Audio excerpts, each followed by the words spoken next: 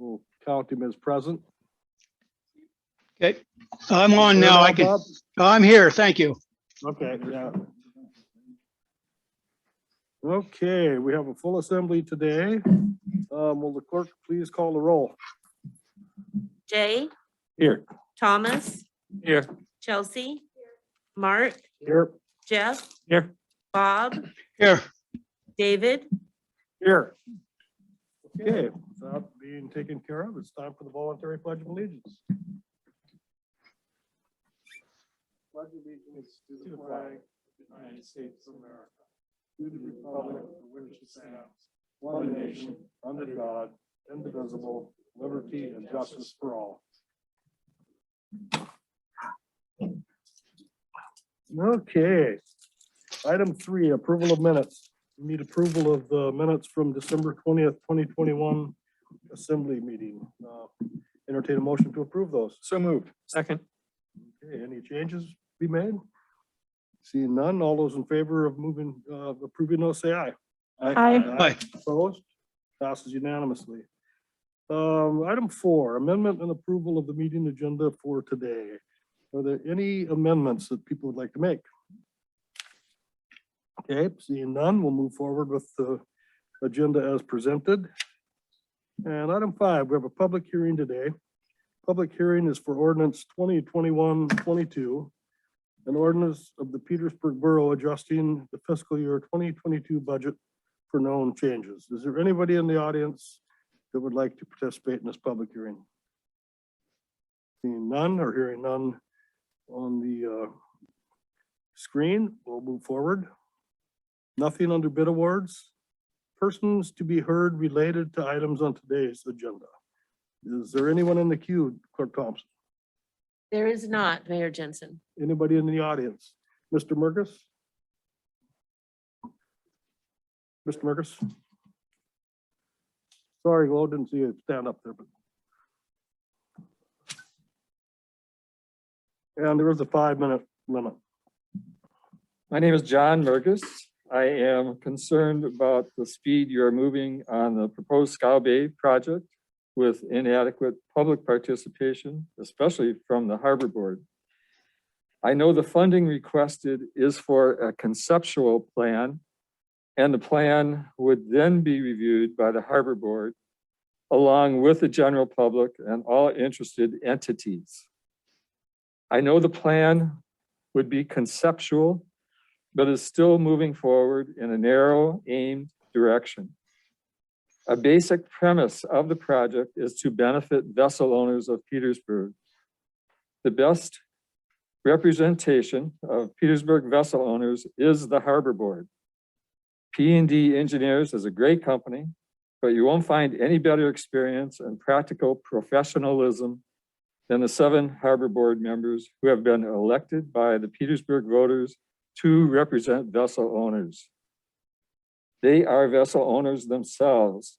They use the Scow Bay haul out facility. They intimately know what is needed and how to make it work best. They also use the very successful Wrangell Marine Service haul out boatyard. Their experience should be critical in the direction dictated to the design engineers for the proposed conceptual plan. The Harbor Board did approve an early conceptual plan for Scow Bay almost 5 years ago, but since then has been entirely left out of the planning process. Much has changed in the last 5 years. Back then, the use of hydraulic trailers was in its infancy. In the past 5 years alone, there have been over 500 large vessel hauls with hydraulic trailers at Scow Bay and extreme knowledge gained.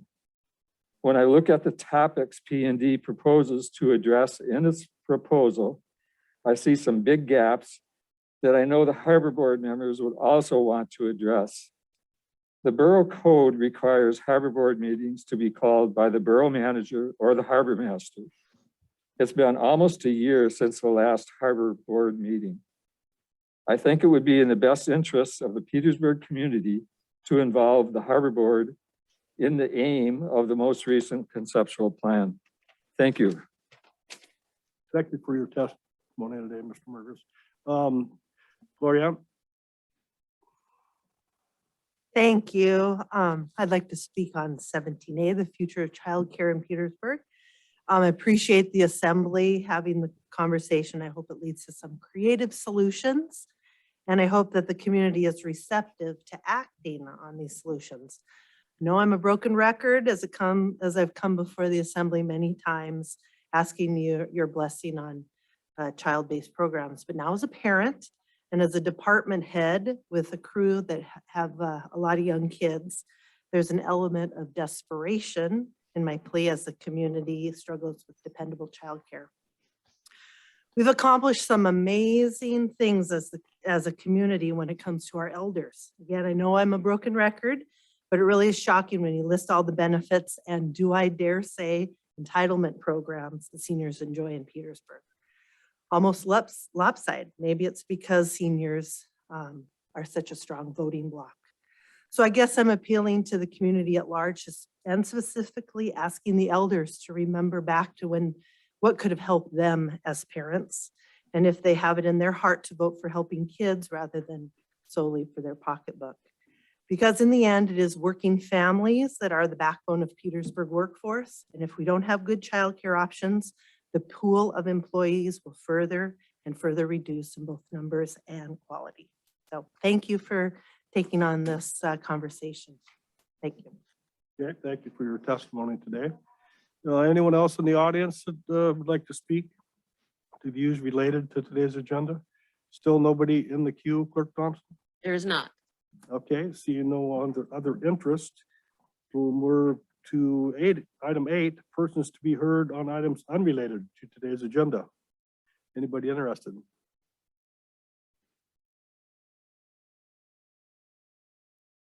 Thank you. My name is Sarah Fine Walsh. I'm here on behalf of myself as a resident of Petersburg and also local business owner, and as a person that people talk to and tell me things about their opinions. I spend a lot of time on Main Street and people tell me things. And overall, since Tom's been elected, the #1 thing that people have been talking to me about has been snow removal. Not just snow removal of the main thoroughfares of the roads, but specifically of the sidewalks and of walking trails. I think I want to, emphasize that I think Power and Light has been doing a really incredible job, that they have a huge job to do, and recognize that they are overextended and doing the best they can with the budget and the team that they have. But what people have been expressing to me is a desire for much, much, much more snow removal and consistency, because so many people don't have cars, or if they do have cars, they can't use them right now because they're not huge 4-wheel drive trucks. So to me, what I'm hearing from people is that they essentially want the Power and Light budget doubled. It's so much more that what people want. So I thought I'd, pass that along. And I recognize that a budget is not unlimited. So, and also that budgets are independently decided every year. There's no rule that this year's budget has to look like last year's or next year's. That we can be creative and bold in the way that we allocate our funds and our resources, especially when it comes to what people want. A budget is an expression of our values. What we pay for is what we value. It kind of makes sense, right? And I think there's, if you're going to, like I say, double the Power and Light budget, I think there's a really obvious source of that money. And because I've reviewed the budget last year's and many years before that, and I noticed something unusual. I saw an extra $1 million that went to the police department, and I wondered why. And I know I've spoken to the finance department, and what that was is they took CARES Act money and paid forward payroll for the entire police department for the next year. That seems to me an unusual move, because particularly given that CARES Act money is for COVID, right? And our police department has repeatedly made statements that they will not enforce mask mandates or do anything to help with the COVID crisis because they don't want to force people to follow rules. Now, this makes sense to me. I'm not a very authoritarian person. The assembly knows this. Every time that they come to vote on mask mandates, they get an email from me saying, please, please consider non-punitive options, right? Let's consider incentives instead of punishments. That you can be creative and bold with the way that we encourage people to follow rules. We don't have to force people to follow rules. And the police department seems to agree with this, really, that they can't do anything to help in this regard. So to me, that seems like an extra $1 million that is now up to be reallocated to where the community needs it, to where the community's asking for it. That especially given with the last mask mandate vote that came before, there was an enormous protest, direct action from dozens and dozens of businesses and maybe hundreds of people saying, we do not value forcing people to follow rules. We do not value enforcement. Okay, what we do value is being able to walk down our street. What we do value is being able to drive our car down roads. What we do value is being able to use our pipes regardless of weather or season. So this is an unusual year and an unusual budget, and we have a rare opportunity with this year's budget to do something bold and unique, which is take an extra $1 million and put it where the people want it, without decreasing the salaries or pay of any borough employee, because they're already paid for. They're already taken care of. So I want to make clear to the Borough Assembly that you have enormous power when it comes to the budget. You have enormous power. 5-minute limit has been reached. If you could wrap it up, please. I will. You have a unique opportunity to reallocate funds where people value. And I know from speaking to Borough Assembly members that there are at least 4 people who can do this, who will do this if you have the will to do it. You have a majority if you choose to act. Thank you for your testimony today. Are there any other people interested in testifying under persons to be heard unrelated to the items on today's agenda? See none in the audience, and the clerk doesn't appear to have anybody in the queue. So we'll move to item 9, board, commission, committee reports. There are none today. Item 10, there is nothing under the consent agenda. Item 11, report of other officers. We have a report from the Petersburg Medical Center CEO, Phil Hofstetter. So the floor is yours, Mr. Hofstetter. Good afternoon, Phil Hofstetter, Petersburg Medical Center CEO. A few things to summarize from the last month. Well, we finished off our year, our 2021 with a board meeting last Thursday, where we had successfully completed and replaced almost all of our technical components of our electronic health record, our payroll system, our general ledger, and our billing system. So that's actually a very huge accomplishment for an organization. Really want to commend our staffing and taking that on, especially in light of managing COVID. We are grateful that the COVID outbreak has seen a decline in December and continues to do that. We are obviously very vigilant in monitoring that. Our dashboard, I know that community members are monitoring that on a daily basis. I certainly get emails when it's not updated. We did have a technical glitch related to the conversion that should be resolved. So Monday to Friday, we are updating that every day. If you don't see it updated, please let me know and we'll get on it right away. So we are in the midst of preparing for COVID again. Unfortunately, you're seeing this wave occur in United States, and certainly we are certainly seeing a lag time with most other waves. So I just anticipate that coming to fruition here at some point. And so I know that while we're seeing a sort of a lull right now, I believe that we're most likely need to be prepared for this next Omicron surge. We have ordered with the borough home kits for the community. We want to make sure that we continue to make those available for free of charge. We did receive notice from the state of Alaska that they'll be stopping the contract for airport.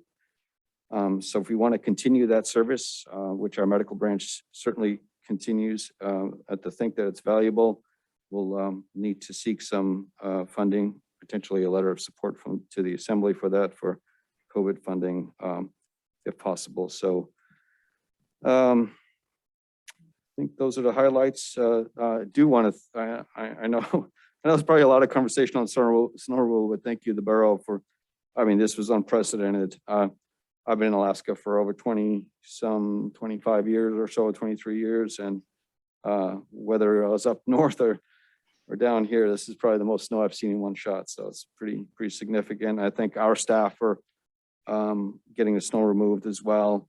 Our facilities director spent the night on New Year's to take care of the snow at 3 a.m, and the borough helped bail him out a couple of times. So thank you so much for getting that taken care of. I know it's a very challenging situation. And that's all I had.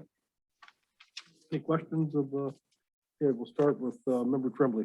Thank you. I had a question about the airport testing and your possible sources, if you're able to share what those could be for continuing the funding to continue the testing. Yeah, I mean, I know the assembly has some funding that they're working through. It might be an area where we would request for that. We're also meeting with Sandy later this week to look at the state. I believe the way they've articulated it, my understanding is that the funding is available that you would use out till September. We just have to be able to understand what the limitations are and what those are. So there are some options potentially, but I just want to give a heads up on that. We certainly, I mean, the option is to continue the service and we charge for it. The option is to continue the service and we just absorb it. I don't know if we can do that.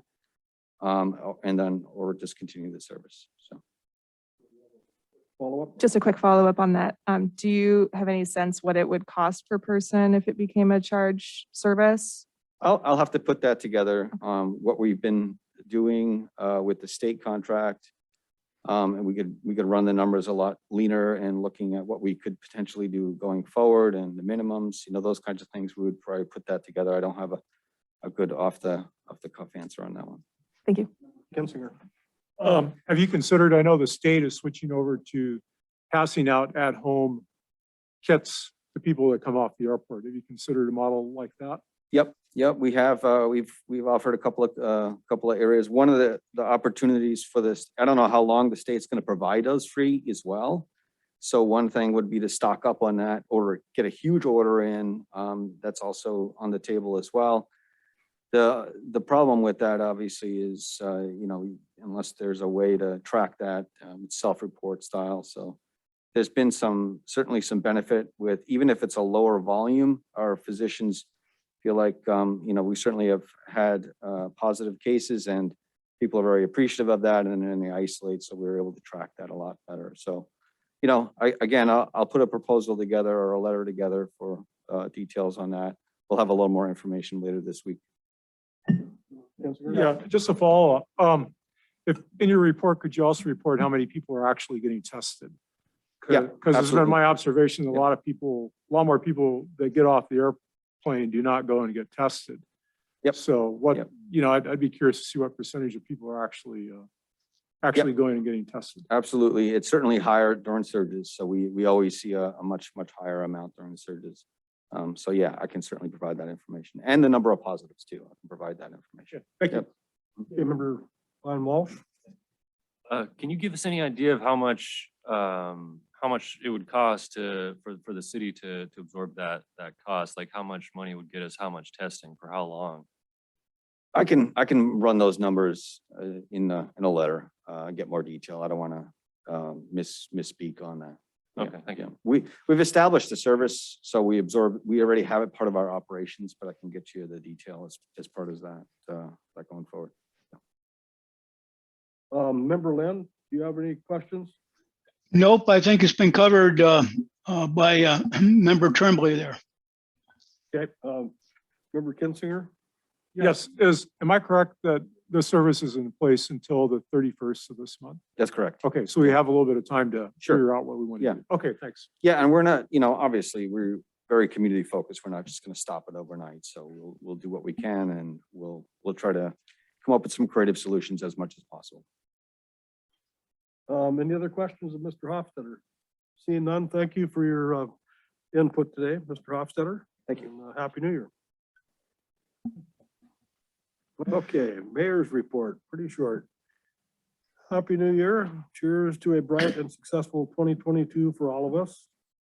And thank you to everyone that continues to keep our roads clear, our harbors safe, and our public buildings and residences accessible. Your efforts are greatly appreciated, and hopefully the worst of the winter is over, but we'll see. Seeking letters of interest. The Petersburg Borough is accepting letters of interest from citizens who wish to serve the community by filling one of the vacant seats on the following borough boards or commissions until October 2022 municipal election. Planning Commission, 2 vacant seats. Parks and Recreation Advisory Board, 2 vacant seats. Letters of interest should be submitted to Clerk Thompson at the borough offices located at 12 South Nordic Drive, or by sending to Post Office Box 329, Petersburg, AK 99833, or by emailing them to dthompson@petersburgak.gov. And that is the extent of the mayor's report. I'm supposed to still be in Florida, but oh well, this is a lot more fun. Anyway, Mr. Manager.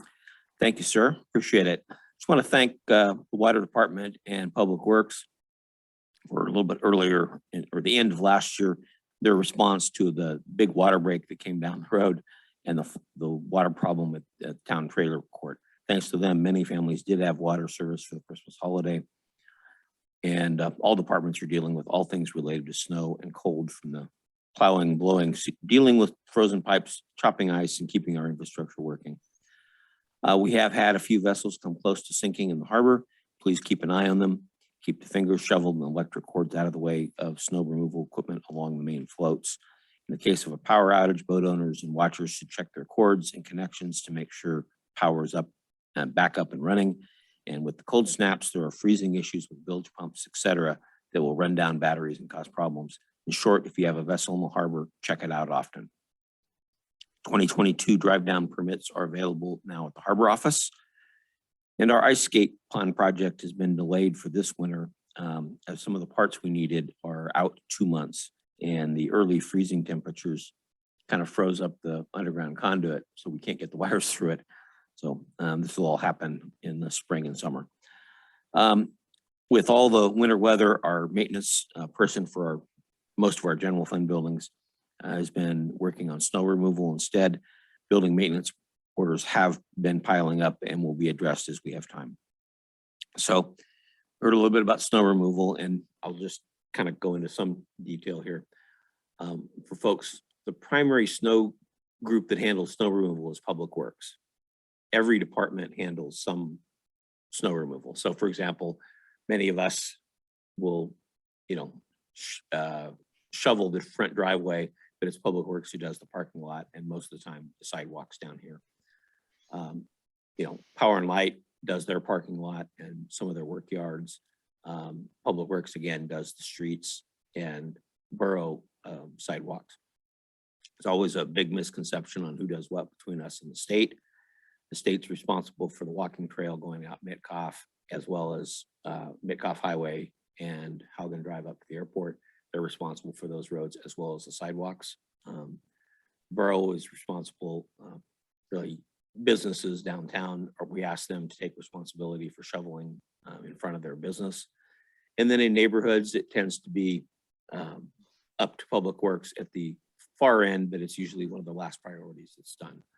We do not do snow removal on our walking trails or outside of just the main one that runs out to Sandy Beach along Haugen, and that is actually the state's responsibility as well. If you can imagine, we have hit the budget pretty hard. We have not run the numbers yet, but it is in all likelihood, we've used up our overtime and fuel budgets already for that have to last us quite a bit longer. We're having issues with running out of sand and can't find it anywhere. So we're reaching out to try to see if we can find additional traction sand. Our budget for PAPKs was $10,000 that the assembly set. We are probably already over that, and we'll have to do a supplemental budget at some point when we figure out some idea what that's going to cost and what the assembly wants to do out there. Clearly, there's a lot of work to do in snow removal as we speak. Generally, the priority is the main roads, and then side roads. Then we get around to talking about coming back and doing fire hydrants and, you know, right of ways around into streets.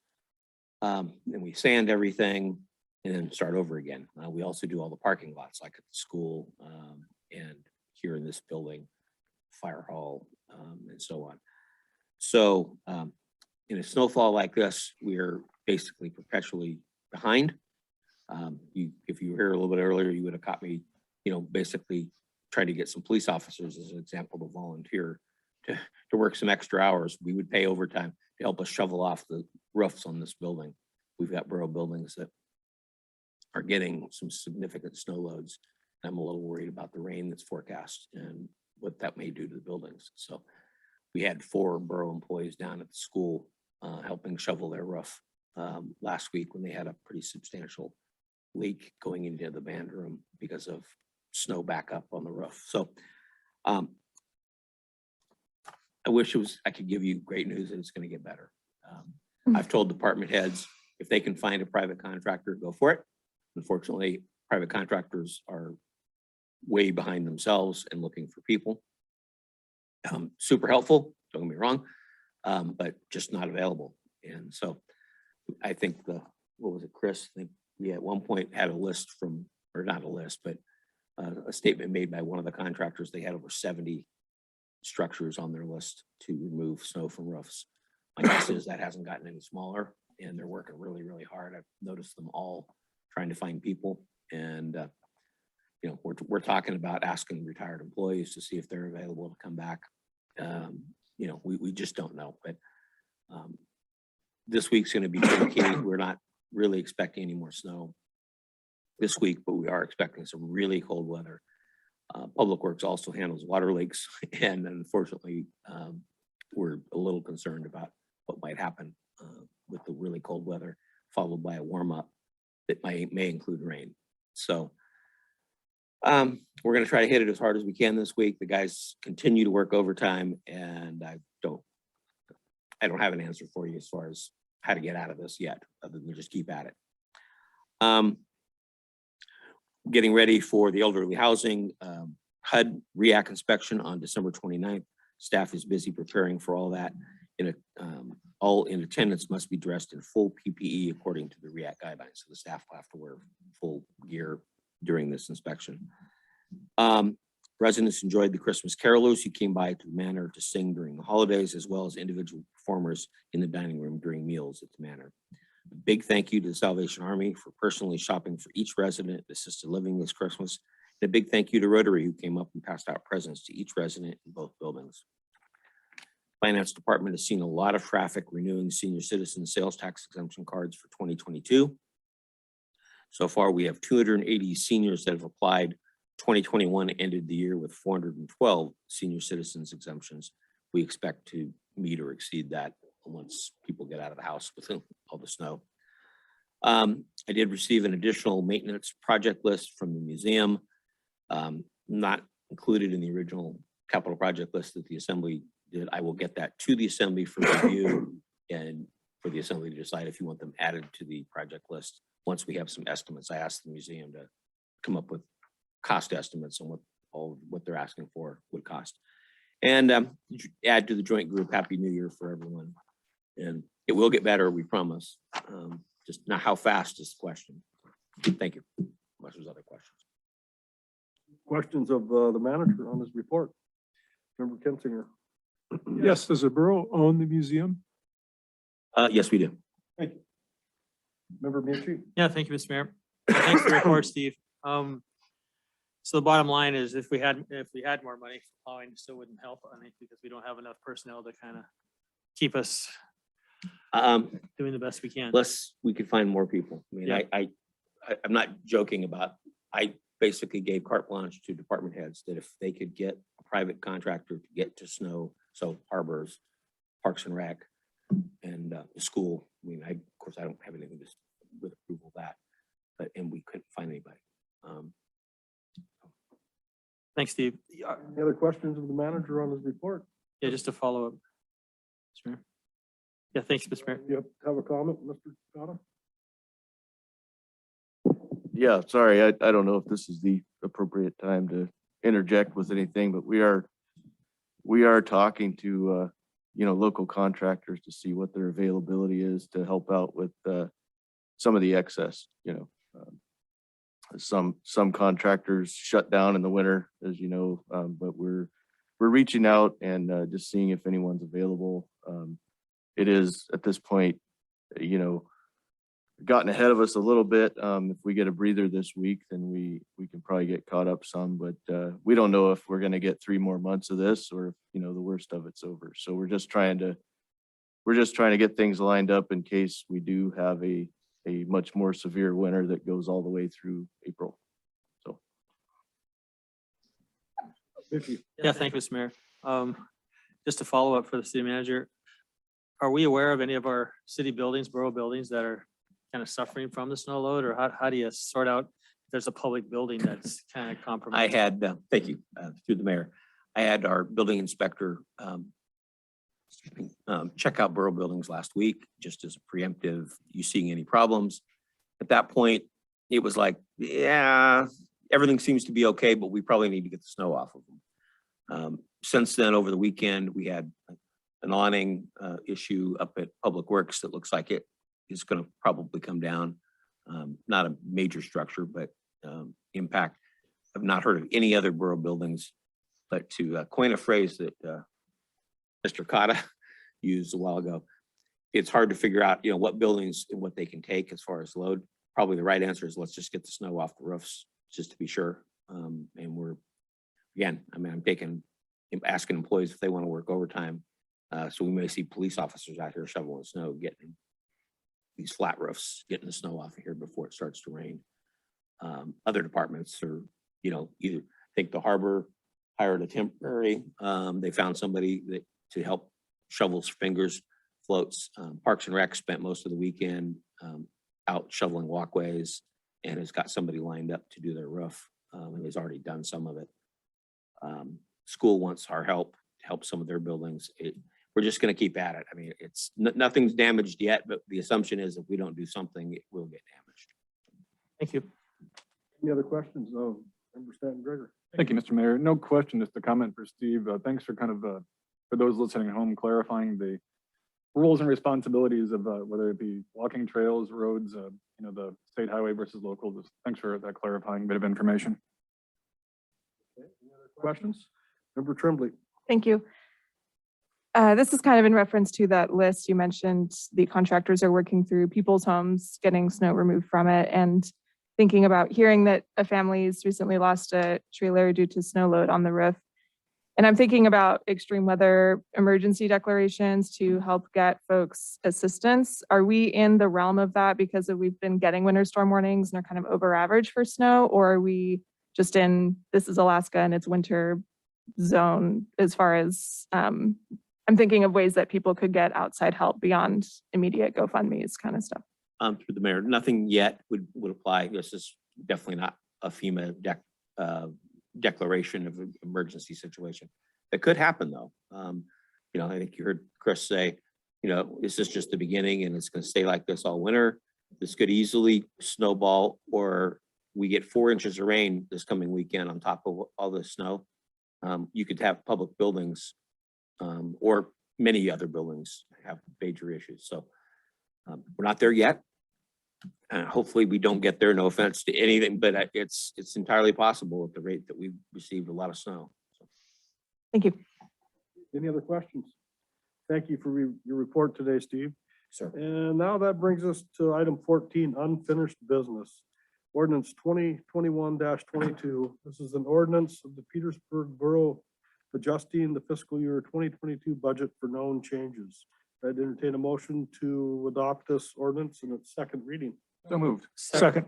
Motion's been made with a second. Any discussion? Call the roll. Jay, Yes. Thomas, Yes. Chelsea, Mark, Yes. Jeff, Bob, Yes, David, Yes. 2021-22 passes unanimously in its second reading. That brings us to new business, item 15. Item A, resolution 2022-01, a resolution requesting the U.S. Postal Service to provide additional services in Petersburg, Alaska. I'd entertain a motion to approve this resolution. So move. Second. Motion been made by member Mucci, seconded by member Tremblay. Discussion.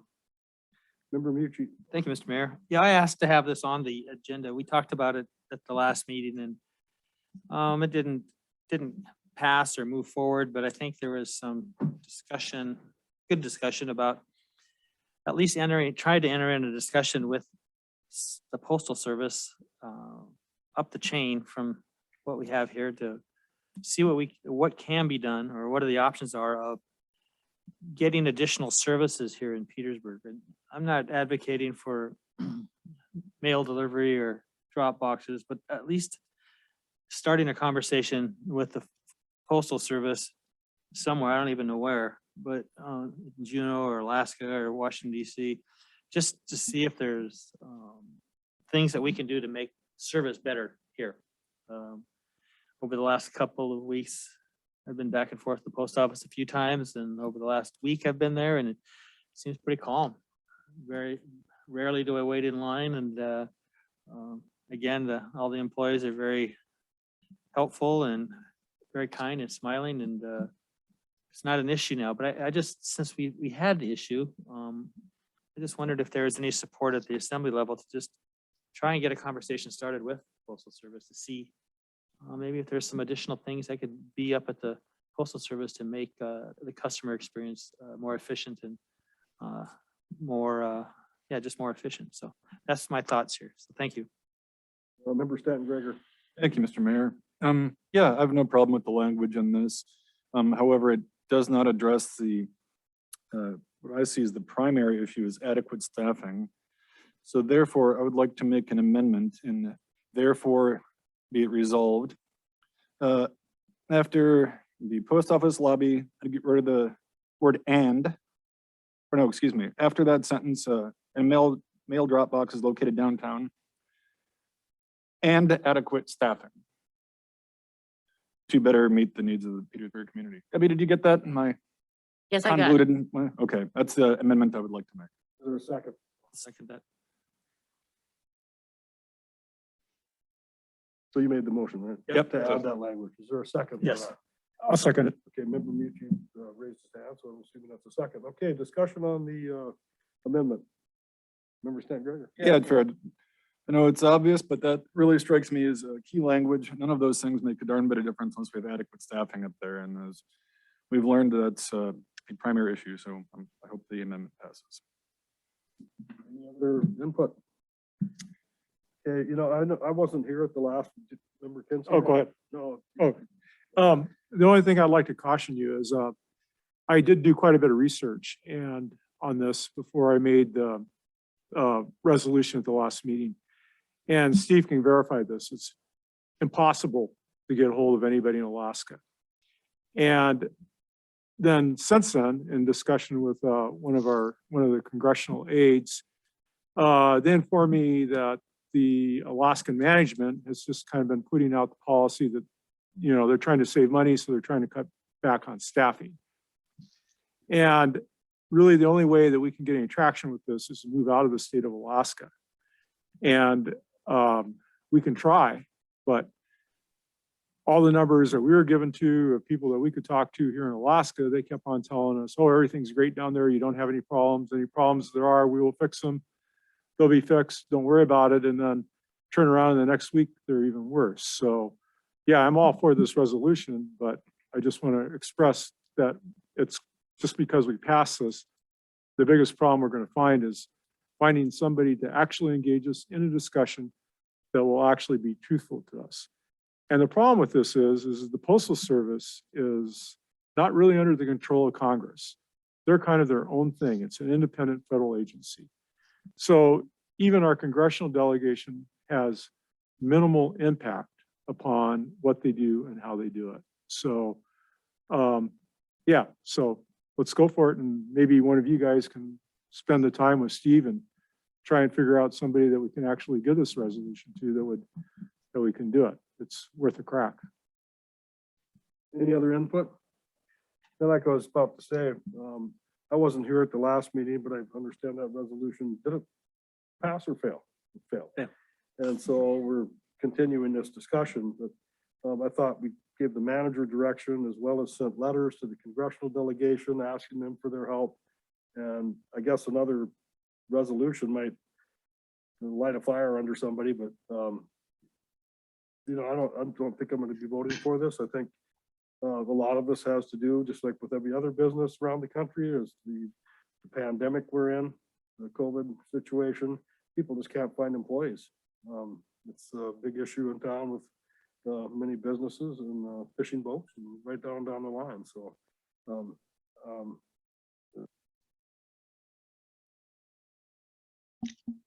any other discussion? Clerk, call the roll. So this is for the amendment. Well, we're still on the amendment. Okay, let's vote for the amendment to add the language. I thought we crossed that bridge, but I guess not. Okay. David, Yes. Mark, Yes. Bob, Yes. Jeff, Yes. Jay, Yes. Thomas, Yes. Chelsea.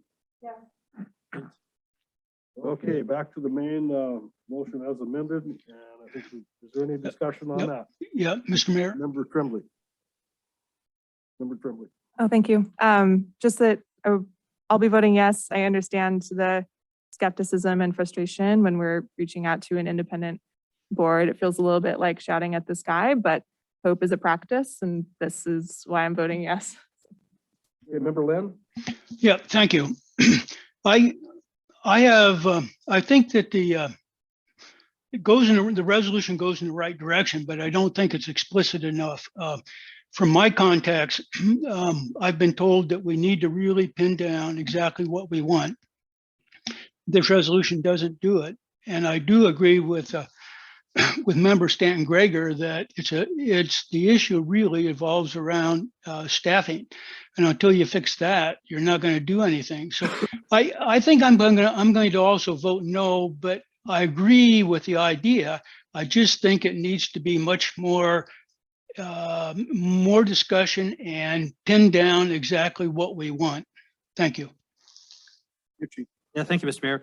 Yeah, you know, when we last looked at this resolution several weeks ago, it had a bunch of whereas and looked at particular issues, and the assembly kind of got hung up on supporting this and that. And what I didn't want to get into with this resolution is just say, hey, let's have a conversation with somebody somewhere. I don't even know where. And like I asked the last go around, where do we send this to? But I mean, the conversation has to start. And if mail delivery does not work at that building up there, then let's not waste our time talking about home delivery in a building that would have to be retrofitted for home delivery to work. But just the simple things like a kiosk for buying stamps or doing other things that you can do in other post offices down in the lower 48. I mean, just the conversation is all I'm looking for here. I didn't want to get hung up on the details because that's what, to me, that's what kind of sunk it the last go round. So that's why it's kind of like this. And yeah, I appreciate the amendment to it. I mean, it can't hurt. So thank you very much. Any other discussion? This is on resolution 2022-01. Clerk, call the roll. Jeff, Yes. David, Yes. Thomas, Bob, No. Mark, No. Chelsea, Yes. Jay, Yes. Okay, resolution 2022-01 passes with a 5-2 vote with member Lynn and Mayor Jensen opposed. That brings us to Blind Slough Hydroelectric Project Professional Services Task 4-9.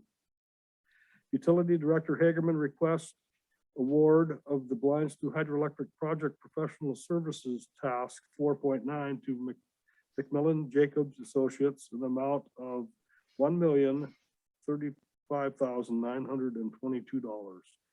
I'd entertain a motion to approve this professional service request by Mr. Hagerman. So move. Second. Okay, motion's been made with the second. Any discussion? Anybody need any explanation from Mr. Hagerman, or is it pretty self-explanatory? Member Mucci. Yeah, thank you, Mr. Mayor. Just a short explanation for the folks at home would be helpful to me. Thank you. Sure, through the mayor. So as everyone knows, this project got kicked off a couple of years ago, and it's been a long road to get to this point. That included a lot of preliminary engineering, equipment procurement, bid phase, and the whole bonding and rate increase discussion as well. And so at this point, we need to circle back to the professional services contract that we have with McMillan Jacobs, the designers on the project.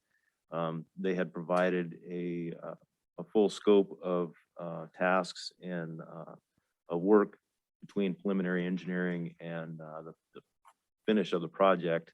But a couple of years ago, we only awarded the first 3 items on the list that included preliminary engineering, equipment procurement documents, and equipment bidding assistance. And because of the funding shortfall at that time.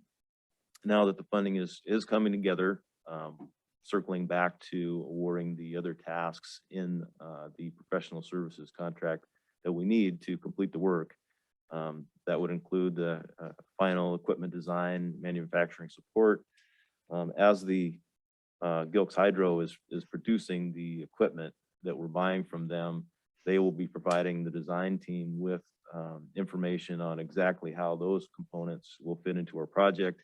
And that information is put into the final construction documents that we need to bid it. So that's a pretty involved process. Also, after we award a construction contract, we will be looking at inspection and engineering support during construction.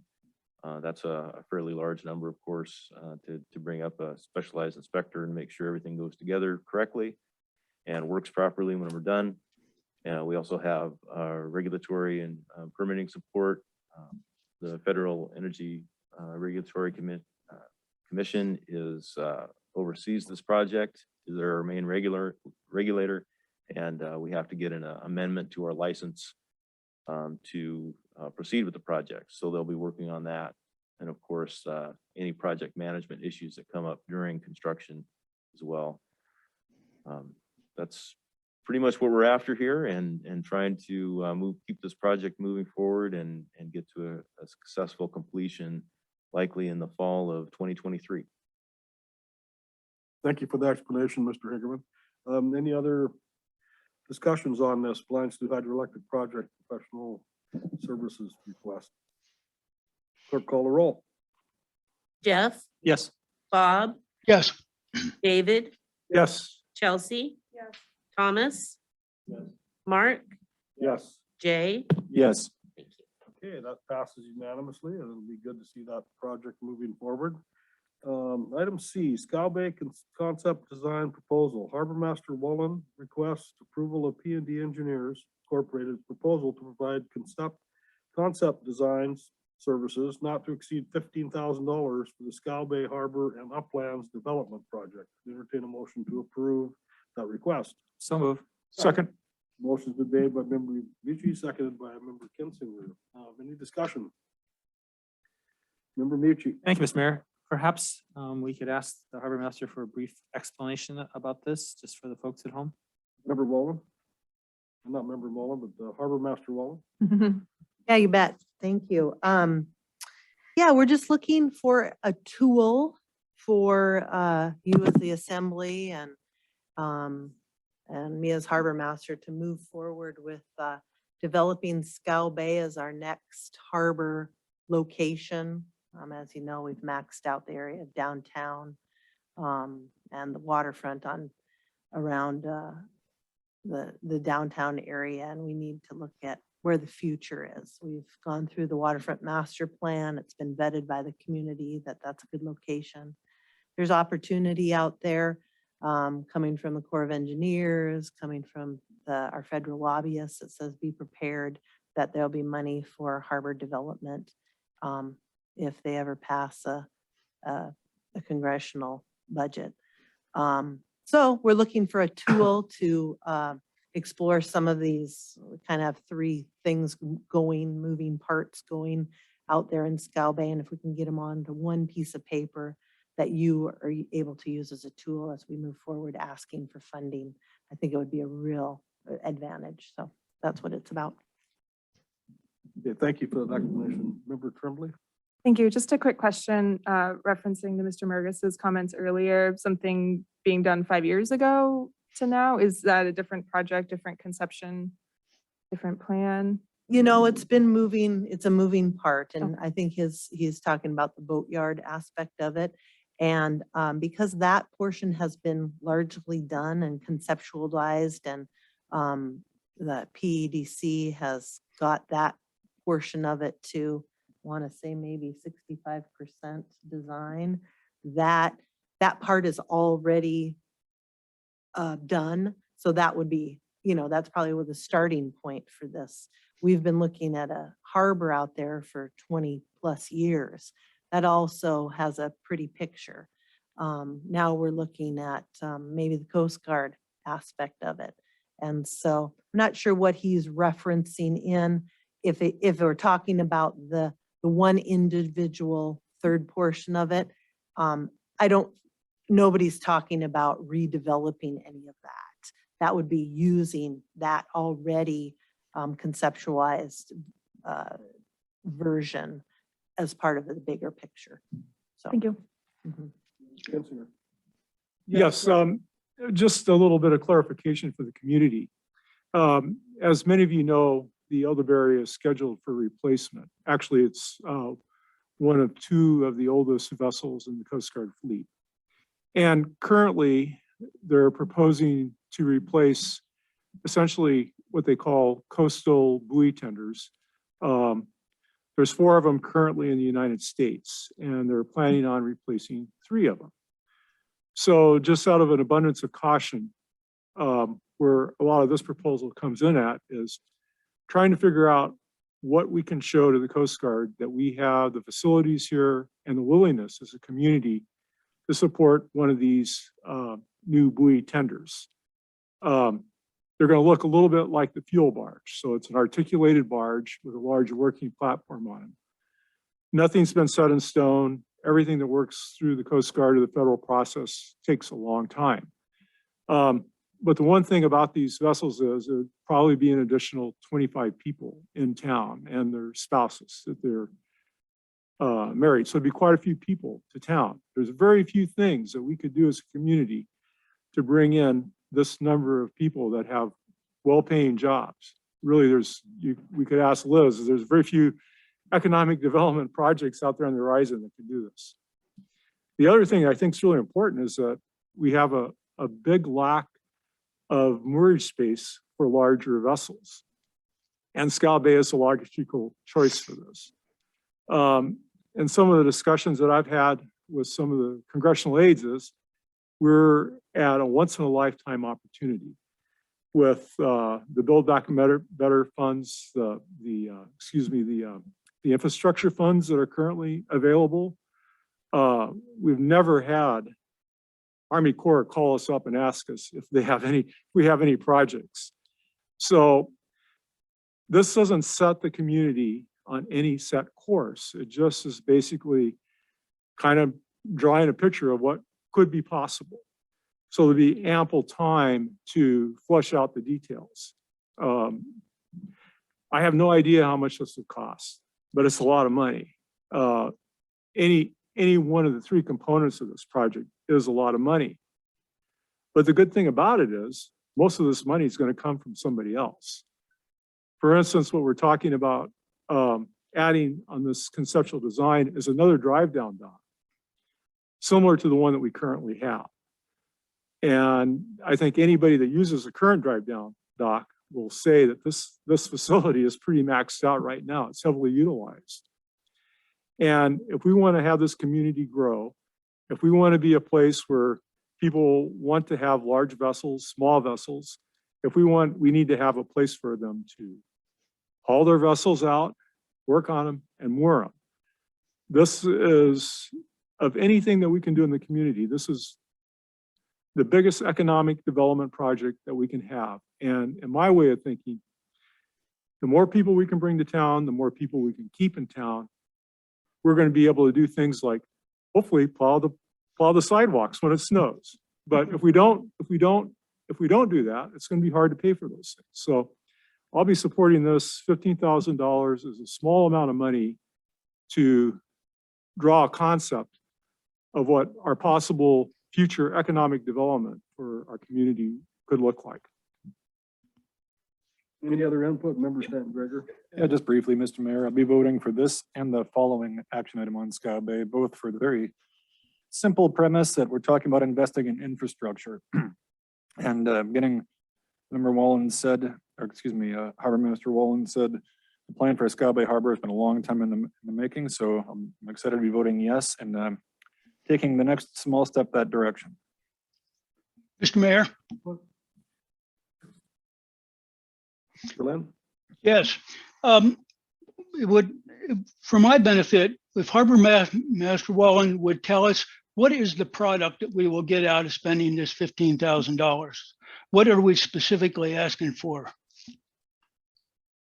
Well, it's going to entail a little background conversation with all the entities that are kind of staking a claim out there. The borough has the harbor, PEDC has a boatyard. The future of the assembly's been talking about the Coast Guard aspect of it. So we get that conversation with an engineer who can really make sense of the amount of property, amount of land, what it takes, the requirements from permits all the way to square footage. And they're the engineers that have done a lot of the groundwork already. So we know what the costs will be when it comes to driving pilings, those kind of things. Put it all into one concept with a piece of paper that shows how you can break out those costs. So we all know that it will take a phased approach, and this will give us an ability to take a look at how we can phase this project in the future. Yep. A follow-up question, a couple questions to that, if I may. One of them is that we have PEDC has developed conceptual plans, and I think we've put that at $7 or $8 million. And I think their concept is to develop the uplands, of which we have conflicts right now on the uplands, not arguing what they are. If we're going to do anything, then we're going to have to add fill there. We're going to have to go out into the narrows a lot farther. And I'm not arguing whether this is right or wrong. And then the project here is going to be substantial. What it's going to be amount, $30 to $60 million, who knows? Will we get out of this some like alternative conceptual ideas with funding, with estimated funding behind them, with an economic analysis of which one is a better benefit to the community? Well, can you answer that? I think a large part of that'll have to be decided by the borough. I think he will be able to, from an economic standpoint, give us detailed information to help us make that decision. As we know, a lot of these projects are driven by whatever availability of funding there is. My next point on the agenda is asking for help from the Corps of Engineers to do a lot of the study that will break down putting in a new basin and a breakwater. Those are going to be some real specific numbers, including this in that conceptual design will give us that tool to show what it would eventually look like. And so I don't think for $15,000, you're going to get as specific as, this is what you, this is the direction you should go. But I think it will show the possibility of what can happen out there on a, from a real stance of the design aspect. What can actually fit together, how much room it needs, how we can best use our 15 acres out there on the tidelands. Thank you. Okay, thanks for the explanation. Any other questions on the Scow Bay concept design proposal? I'll be supporting this. In the recent past, we voted to spend $35,000 for conceptual drawing plans for Papke's Landing and across the bay. So I think this is money well spent for a bigger bang for Petersburg community to keep moving. This has been a discussion for a long time now on Scow Bay development. So I'm going to be in support of this. There's no other input. I'll have the clerk call the roll. Mark, Yes. Chelsea, Yes. Thomas, Yes. David, Yes. Bob, Yes. Jay, Yes. Jeff, Yes.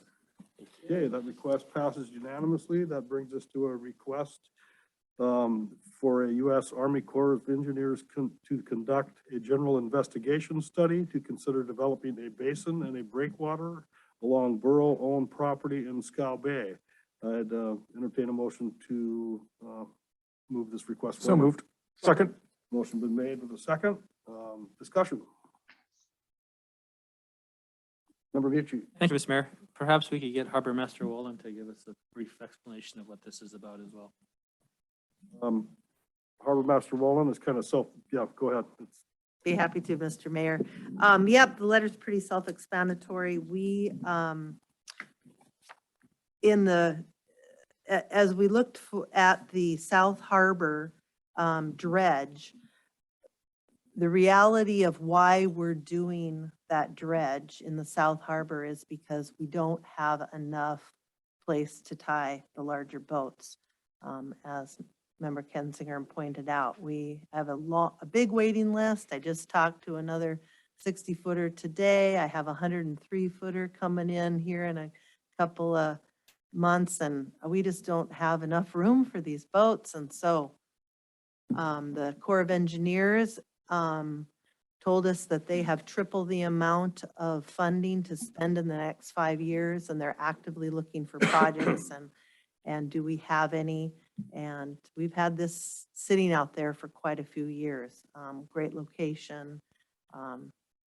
If they'll come in and put a basin in and a breakwater in, that's a big piece to that Scow Bay puzzle that would really kick the can down the road of development out there. So that's what we're doing. They asked us to send a letter of request, and they'll come in if they accept this and start doing the study and actually coming up with some numbers and a process in which to make it happen. Okay, any other discussion on this request for Corps of Engineers general investigation? Member Mucci. Yeah, thank you, Mr. Mayor. And thanks to Harbor Master Wolin. This is why our harbors are one of the top-notch facilities in the state. Forward thinking, moving forward with these ideas, whether they're conceptual ideas or working with the Corps of Engineers on projects. This is why people ask the Harbor Department, and Steve probably hears it, how do we always have these projects that are ready to go? And this is how it all works, by pushing these things out the door, having a good relationship with the Corps of Engineers, and making sure this, it might seem like a long time, who knows, when it'll all happen, but as long as we move forward with it and keep the discussion moving, I'm all in favor of this stuff, and I definitely will be supporting this as well. So thank you very much. Any other discussion? Clerk, call the roll. Chelsea, Yes. David, Yes. Jay, Yes. Thomas, Yes. Mark, Yes. Jeff, Yes. Bob, yes, Okay, that request passes unanimously. The next item is Rockies Marine Lease Amendment number 7. Basically, Rockies Marine leases 15,180 square feet of tidelands from the borough by the U.S. Forest Service boat mooring dock, which is also on leased borough tidelands. The original Rockies Marine lease document from 1995, originally leased to David McFadden, who had a shipyard there, grants a 3,000 square foot easement within this 15,180 square feet. So Rockies is actually only getting less usable square feet. So the borough assessors have adjusted their statement evaluations on the Rocky Marine's tideland lease to take the easement into consideration, lowering the assessed value from 81,000 to 68,000. This adjustment will decrease Rockies Marine annual rent payment from $4,866 annually to $4,080 annually. And I think the clerk did a good job of explaining what's here and why this request is being asked for. And I would entertain a motion to reduce Rockies Marine lease amendment number 7. So moved. Second. Motion been made with the second. Any discussion? Thank you for spelling it out so well for us, Clerk Thompson. If there's no discussion, I'll ask the clerk to call the roll. Jay, Yes. Thomas, Yes. Chelsea, Mark, Yes. Jeff, Yes. Bob, yes, Yes. David. Thank you. Okay, that lease change passes unanimously. Item F, Viking Swim Club Petersburg Community Center Pool Facilities Use Agreement. Director Payne requests approval of the new pool facilities use agreement with the Viking Swim Club. So I'd entertain a motion to approve this agreement. So, second. Motion's been made with the second. Any discussion? I have one question. Have we, as an assembly, can't remember voting to approve this agreement, on this agreement before. Is this something new? I can answer to that. Our borough attorney feels that any kind of a contract like this should be approved by the assembly, not by staff. So in the past, this was just a internal matter. And Sarah felt that these are the kind of documents that the assembly needs to weigh in on. So This is recommended by Director Payne and Yeah. Do you feel? we worked through, took a while actually, and worked with the VSC board and our attorney and myself, and quite a few changes with also a fee increase that's built in over time. It hasn't been changed in over 10 years. And so it's a contractor that our attorney felt comfortable with, and kept some of the issues about responsibility and liability that were really important to her, as far as who manages the kids and who takes care of some of those issues. So all parties are happy with this agreement? I think we're all satisfied with it. Okay, Happy is maybe an overstatement, but Curious on how it all played out without giving too much information. Any other discussion on this community center pool facilities use agreement with the Viking Swim Club? Clerk, call the roll. David, Yes. Mark, Yes. Bob, yes, Jeff, Yes. Jay, Yes. Thomas, Yes. Chelsea. Yes. Great. Item 16, communications. Correspondence received since December 16th, 2021 is listed on today's agenda. So anybody interested in communications the assembly has received since December 16th, it is posted here. Brings us to item 17, assembly discussion items. Item A, future of childcare in Petersburg. Assembly member Mucci requested this discussion item, so I will ask him to start off the discussion. Thank you, Mr. Mayor. Yeah, this discussion item, I threw it on here because over the holidays, we had a notice, or I was informed that one of the for-profit childcare facilities is for sale. And if it doesn't sell within a certain amount of time, the facility is going to close. And To me, that's kind of a real big deal. You've heard me talking about how important childcare is in the community, and whatever happens with this one business, I think it still requires a larger discussion about what the borough can do creatively with childcare in the community. Whether it's a joint partnership with the hospital or borough, childcare is a really big deal. If you're in the workforce, all the mothers and parents and fathers who are in the workforce, it's important to where your kids are during the day. They're in a safe, clean environment. And I know later on in this month, we're going to have a community childcare needs assessment discussion by Julie Walker at the hospital. And I'm hoping we can roll part of that work session that she wants to get together with this discussion so that we can really start thinking about it, because whatever happens with childcare in the community, if 50 families are without childcare, it's going to have a huge economic impact in this community. And I want to make sure that if I'm not talking about it every other week, that I'm talking about it regularly, because it's not going to go away. It's always going to be here. And as I said before in the past, if we want this economic engine of this community to kind of get back and running, we're going to still need a dependable, safe childcare for the working families in Petersburg. So that was all I had to say about that. Just wanted to bring it to your attention. Any other discussion? Yeah, Mr. Mayor, if I could. Member Lynn? Yes, thank you. Having spent about 10 years with the Children's Center and know it pretty well now, there's a lot of things, there's a lot of background to that I don't want to get into today, including staffing, including financing, et cetera, opportunities. I think a very first step is to work with the hospital.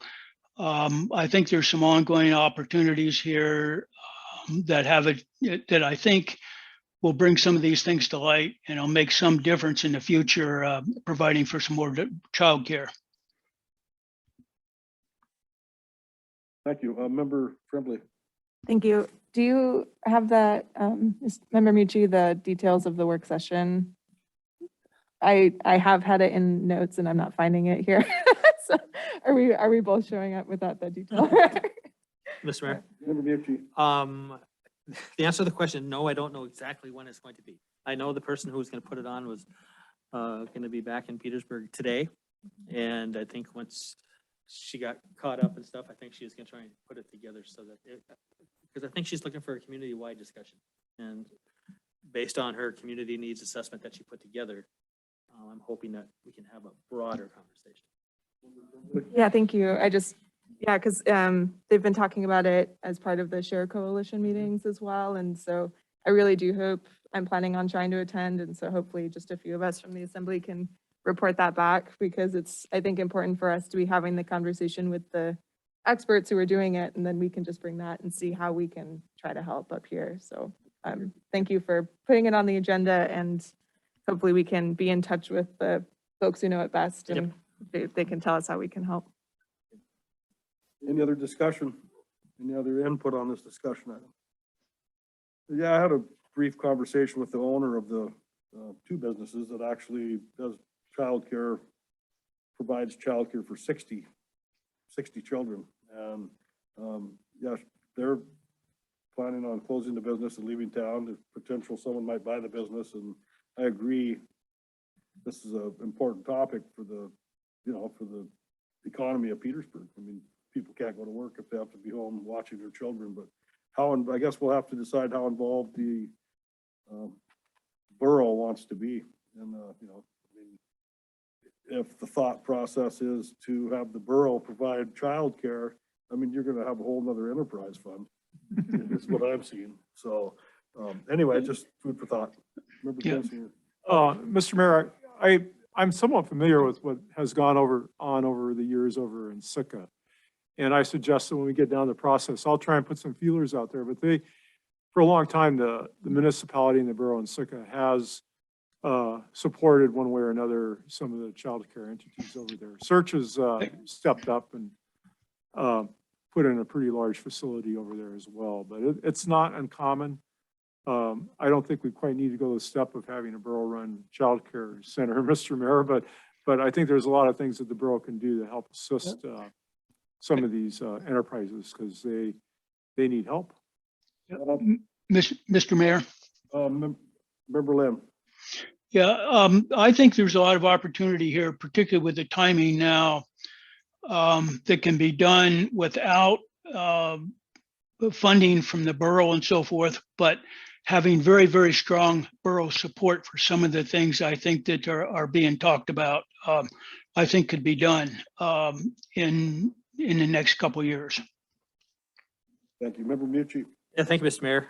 I did have something in my notes. I guess they have scheduled something for the Petersburg Child Care Community Cafe. Is going to be January 15th of this month from 3 to 5 up at the Petersburg High School Library. The Share Coalition invites our community to review the local 2021 Child Care Needs Survey results and discuss national and local child care issues. So that's going to be January 15th, 2022 from 3 to 5. So, yep. Okay, any other input on this future of childcare discussion? Seeing none, we'll move to the next item. Item B, all-purpose vehicle usage on roadways. Effective January 1st, 2022, 2 days ago, all-purpose vehicles will be allowed on roadways where the speed limit is less than 45 miles per hour per state statute, unless a municipality bans their use with its boundaries by ordinance.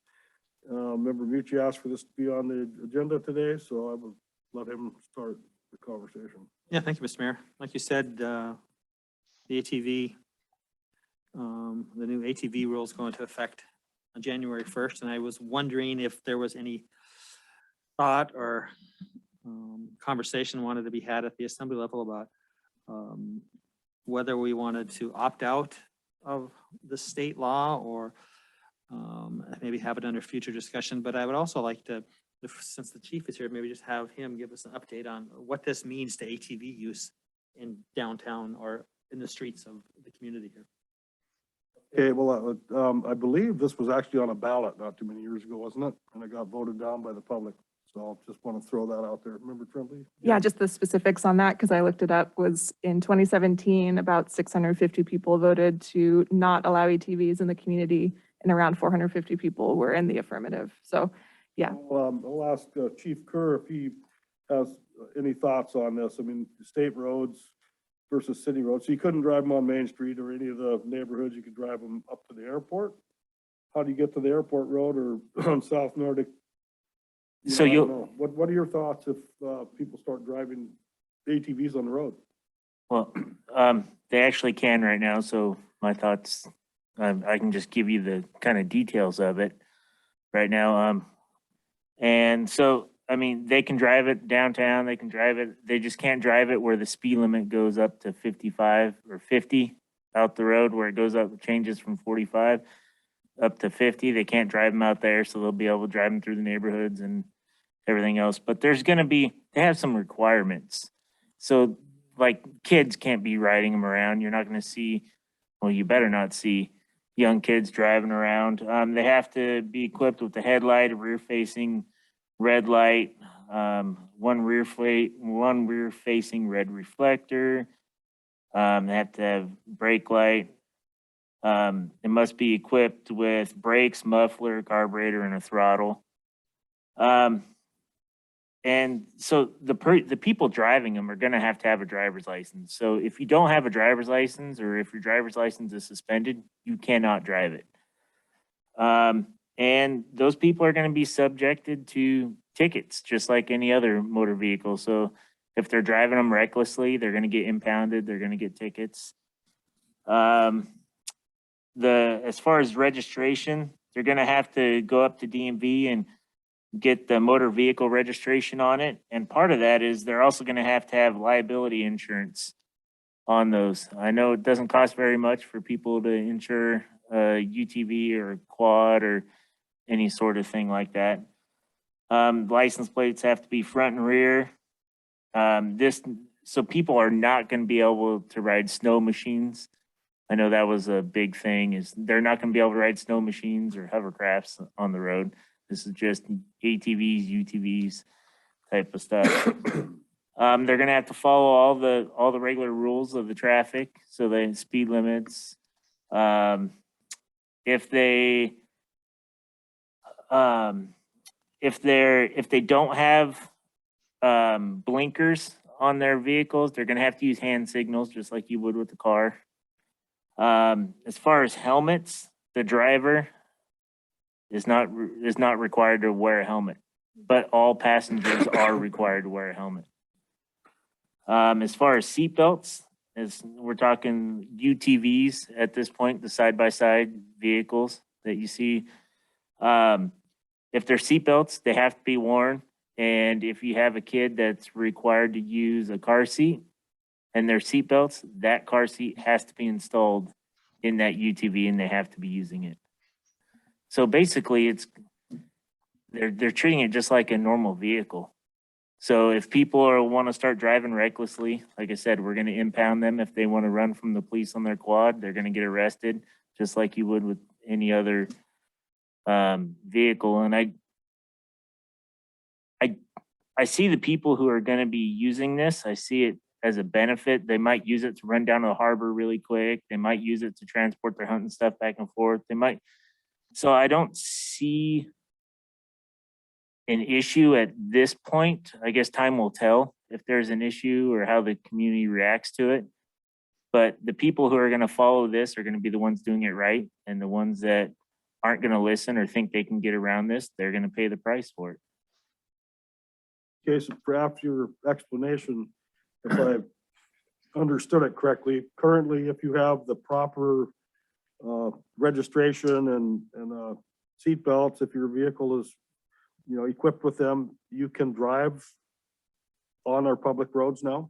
Yes, that's correct. You have to have the registration, insurance, driver's license, all those requirements I set out, and you can legally drive it to the grocery store now if you want to go check the mail or drive down to go shovel your boat or go plow snow for all your neighbors. I mean, I was joking about that, but I mean, we haven't messed with That's unless the assembly takes a position or the public takes a position to ban it in our borough. Yes, so there is an option where you can opt out. I've been part of several discussions with other cities.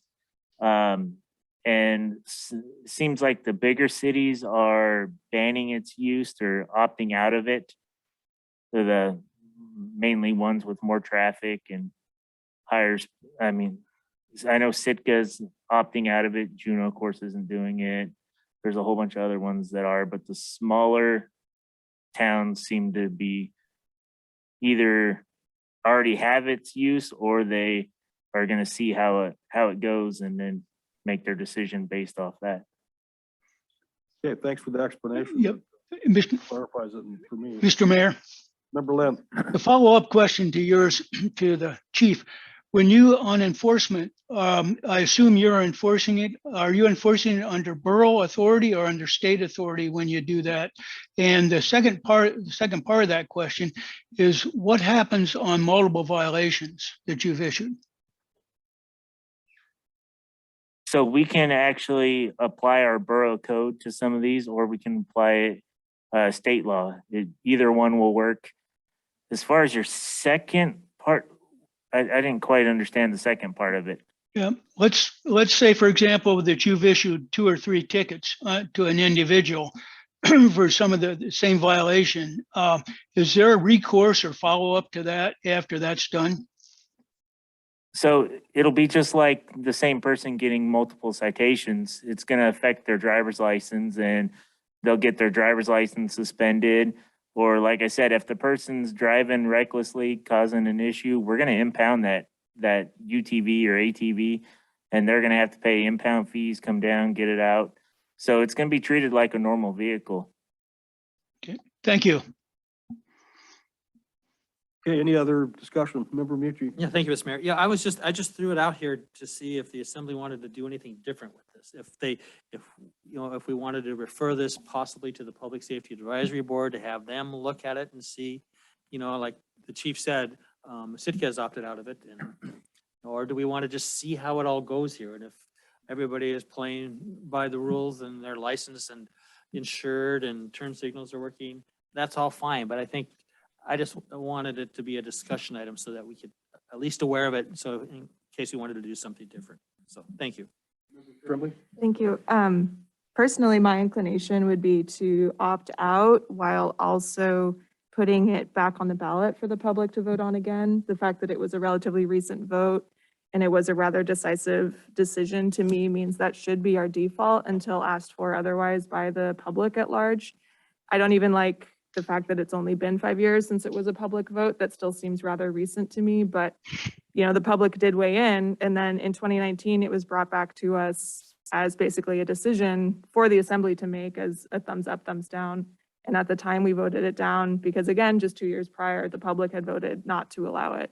So my personal preference would be to put it on the ballot as or on the agenda as an ordinance to opt out, and then to put it on the agenda. It's kind of skipping the signature side because the question's already been presented to us as a community, and then putting it on the October ballot for people to decide. So that's my personal preference. I'm interested in what other assembly members have to say. Thanks, Mr. Mayor. Yeah, my take is quite similar to Member Tremblay's, only with a different outcome. My initial inclination is to see how it goes, and if members of the community would like to create a petition the other way to overrule the new state law, to bring it before the assembly or have us put it on the ballot, because again, that was in 2017. I would leave it in the hands of an initiative myself, but I'm open to discussion on it. This isn't an issue I'm going to lose a whole lot of sleep over.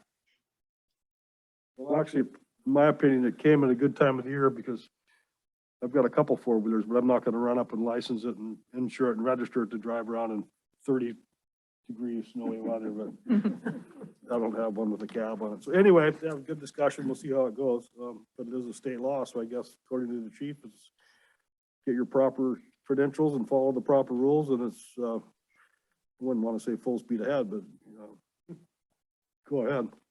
Yes. Chief? I actually talked to the DMV actually flagged me down and asked me about it because they shipped them all the license plates. So they have everything to get this done already. So Okay, thanks for all the information. If there's no other input on all-purpose vehicle usage on the roadways, that brings us to expiration of the emergency ordinance 2021-21, requirement of face coverings in indoor public settings. As we're probably all aware of, that resolution expires tonight at midnight, and so there will be no mandatory face masking in Petersburg. Member Mucci asked to have this on as a discussion item, so what are your thoughts? Well, thank you, Mr. Mayor. I just wanted to have it on the agenda so that it didn't whimper off into the wee hours of midnight without at least me acknowledging that we had it. I'm thankful that we had it, and I appreciate all the people that adhered to it. I'm not making any motions or anything to extend it. I just wanted to make sure that it was at least brought up as a discussion item. So that's all. Any other input from assembly members on this discussion item? Member Tremblay. Thank you. The reason it was necessary to have the face coverings in indoor public settings was because an accident of serendipity combined with bad decision-making led to a really bad outbreak that fortunately did not overlap with this current snowpocalypse that we're experiencing. If those two things had come together, I don't really know what could have happened given the rate of emergency room enterings and home care and the amount of actual borough impact staffing wise that COVID had. So I'm just glad those two didn't happen at the exact same time. There was only a little bit of overlap, but of course it actually isn't over for some people. They haven't fully recovered. And so I would just ask that people continue to use common sense given the state of the broader global situation still being an ongoing pandemic. And so if you've traveled, take advantage of the testing, take advantage of the at-home testing. If you feel anything, wear a mask and stay smart about it. Again, the fact we needed the mandation of face coverings was because people were choosing to not behave appropriately. And so I'm hoping we never have to have one again, but somehow I doubt this will be the last one, but we'll see how it goes. We're the ones who can make that decision ourselves as a community. So.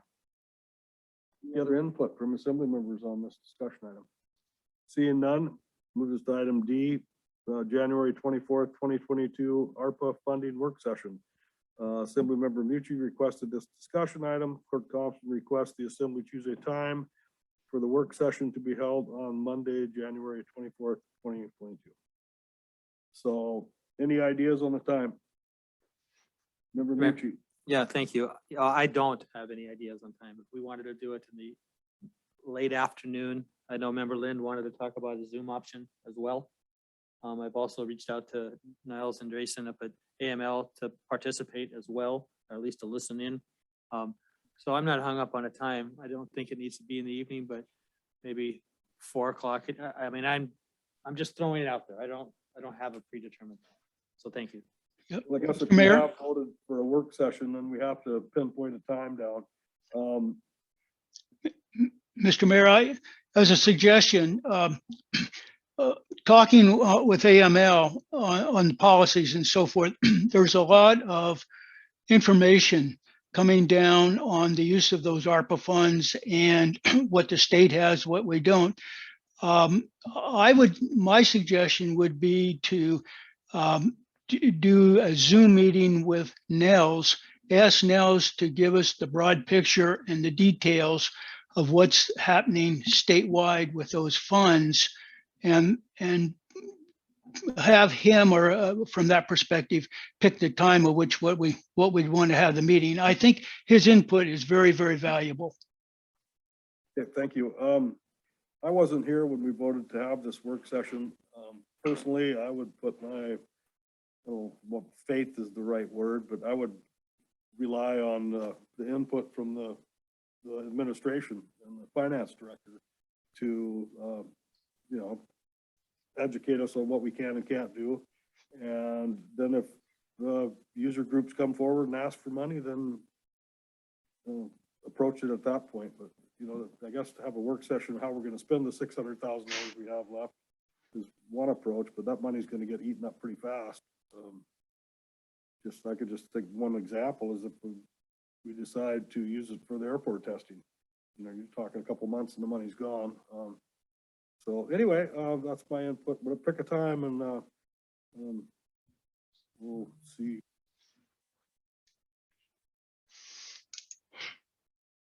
Ben Gregor. Yeah, I'm not going to offer a time, but I have 2 quick points of clarification. One, I just wanted to validate what member Lynn said. If Mills will be willing to give us a presentation on more nitty gritty, or our local finance director could do it, but if Mills is willing to, that'd be great, because there's still a lot of moving parts to it. And second of all, Clerk Thompson, or maybe member Mucci, last time we talked about having a clear agenda for this work session. Have we solidified that yet? No, we have not. Right. That would be very important to have a guideline to go through instead of approaching it open-ended, willy-nilly, whatever you want to call it. Member Mucci. Yeah, thank you, Mr. Mayor. Yeah, with the holidays, I've reached out to at least a half a dozen folks outside the borough who might be interested in providing input during this work session. And like I said, I reached out to Nils Andresen, and I've reached out to some people who are involved in the Community Foundation and other, and I think they're just gone on vacation. My intent is to have an agenda put together, and it's just going to be, it'll be very loose, but it's just going to be, I want to know if we hear from Nels and he tells us that this other communities are spending money on this, that, the other, and we hear from folks who are involved with the Community Foundation about some other ideas. I mean, that's all I'm looking for. I don't expect it to be any longer than an hour, hour and a half, but just to get it out there so that we can start, at least have some thoughts in our mind about what we want to do with this $600 and some odd $1,000 pot of money that we are supposed to do something with in the next 3 years. So that's all it is going to be. What is the deadline for spending this money, Finance Director Tal? Can you answer that? I mean, That's 2024. I'm assuming it's December 31st. So we have a number of years. Member Tremblay? Thank you. Two things. I propose Monday at 4, unless Nils is able to join us at a different time. I think that that would be a good reference point for us. It would be worth having his input, I think. And secondly, I hope that we can nail down the agenda at the next assembly meeting. And then between those two things, we'll be on good track for having a productive conversation on the 24th. Yeah, I totally agree, and I'm glad Member Stan Grigger brought it up about coming up with an agenda. I think we definitely need an agenda and who's going to be involved and what we're going to talk about to get whatever end result we're trying to get out of this meeting. Member Stan Grigger? Yeah, just a quick follow-up to what you said, Mr. Mayor. Yeah, I look forward to discussing the agenda at the next meeting, and that was one of the, at the last meeting, that was one of the sticking points I had, as my concern is we're gonna end up lost in a 4-hour corn maze because it's such a broad topic. So the more refined an agenda we have, I think the more productive it will be. Any other input on this discussion item? Seeing none, we'll move on to assembly member comments. Any members have comments? Bermucci. Thank you, Mr. Mayor. I had the opportunity of driving around with Fire Chief Stolpe last weekend, and our several hours were spent uncovering fire hydrants that you had no idea were there.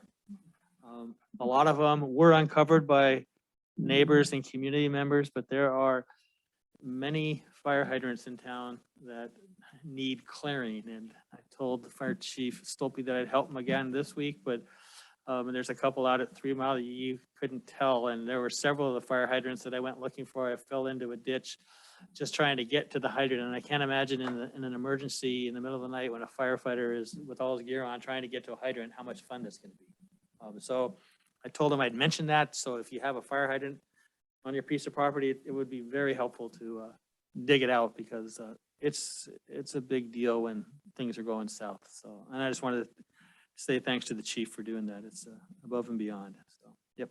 Thank you. As far as fire hydrants go, I was having a discussion with one of the senior volunteer fire department people, and he was saying that they've started a program, Adopt a Hydrant. So, you know, Great idea. like Member Bucci said, if you know of a hydrant in your neighborhood, adopt it and keep it clear. I thought that was a wonderful idea. How many people sign up? Probably pretty tired of shoveling their own driveway, but yeah, fire hydrants are very, very important. Okay, any other assembly members have comments? Member Tremblay. Thank you. It's part comment, part recognition. The snow's hitting everybody in different ways, a little bit like the pandemic did. If you have a nice warm basement and nice insulated windows, this is something you're experiencing. But for quite a few members of our community, this is a really, really hard time. As the Project Connect put on by Humanity in Progress and coalition groups last year highlighted, there's 80 people in town that are housing insecure. That's those without shelter, couch surfing, living in their cars, or who struggle to maintain current housing month to month, as well as 27 people in a place not meant for habitation. So there's a ongoing, they will be doing another Project Connect this coming month. This is January 26th from 2 to 6 p.m. John Hanson Senior Community Hall. So HIP is not accepting physical donations, but they did lose quite a few physical donations during the flooding on Haugen Drive, including food. They had just gotten a food shipment for their weekly food bags. And so if you are able to make a monetary donation to their account at the Alps Federal Credit Union, now is a great time as they're kind of restocking on some essentials for that. And they'll be helping connect people to resources, as well as helping them just get through this time. So thank you to everybody who's helping out their neighbors, and hopefully we can keep doing that in the new year. Okay, any other assembly members have comments or recognitions? Member Stanton Gregor. Just one brief recognition to all the borough employees who have been concentrating on snow removal. As I was shoveling the many feet off my deck and watching them drive around, it gave me pause, because these are people with their own driveways, own roofs, own decks, and own families to look after. So I wanted to publicly recognize them for getting us all out of our houses and getting those roads cleared and sanded. I know they have plenty of other things going on, and I appreciate their professionalism. Any other recognitions? Yeah, I just want to pile on with Jay there. I want to thank DOT as well. I think in light of the conditions, they've done an excellent job keeping our roads so you can at least get from point A to point B. And definitely everybody in Public Works, they deserve a big shout out because everybody's been going above and beyond. And I saw a ton of people out super early, New Year's morning, working. And, that doesn't happen a lot of places. So I just like to say thanks. Okay, any other recognitions? Seeing none, I'll entertain a motion to adjourn. So moved. Second. All those in favor say aye. Aye. Aye. Opposed? Well, unanimous vote again. All right, meeting's adjourned.